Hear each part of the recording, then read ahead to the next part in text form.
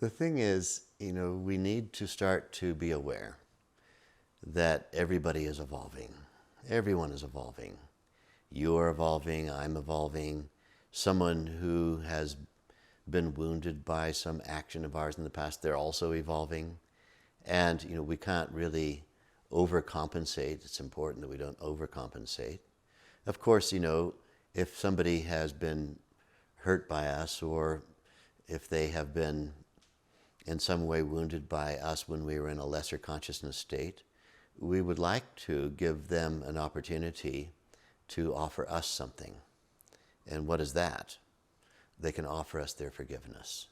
But in order for them to offer us their forgiveness, we have to ask for it. Asking someone to forgive you for having been in a lesser consciousness state than you were before, than you are now, then that's a very good action on your part.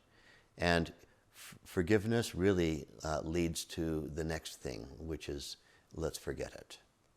Water under the bridge. And for us to feel like, I did something that nobody else in the world has ever done, it's just not true.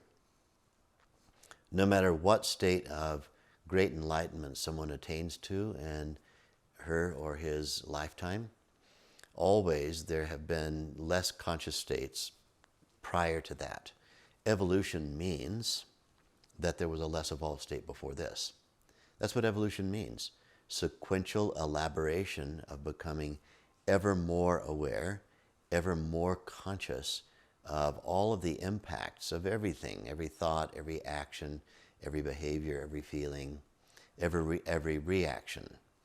One of the first steps to healing is to forgive yourself for having been in a less conscious state earlier in your life than you are today.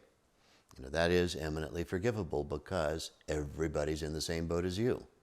There is no one who is born into the most highly enlightened state. And so through our research and experimentation in life, it's natural that occasionally we violate laws of nature and we cause suffering for ourselves and suffering for others, perhaps. And so as we start to grow into higher consciousness, the first step is self-referral. I need to be forgiving about the fact that I'm evolving. Evolving means I was less conscious before than I am now. All right, that's a good thing. Now let's see if we can bring anyone along.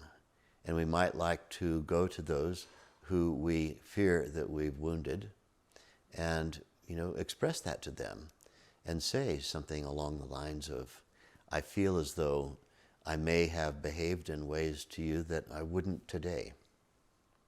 I feel that I've learned a lot and I have a lot of knowledge. And, my advice is, I'm sorry is not really all that helpful. I apologize is not really all that helpful, because all that you have then is a self-expression of how you're feeling. In order to ask for participatory behavior, we want to ask somebody to interact with us. And what we do is we say, please forgive me. Please forgive me is actually asking someone to contribute a measure to a group phenomenon. Between the two of us, we want to make things better. So please forgive me.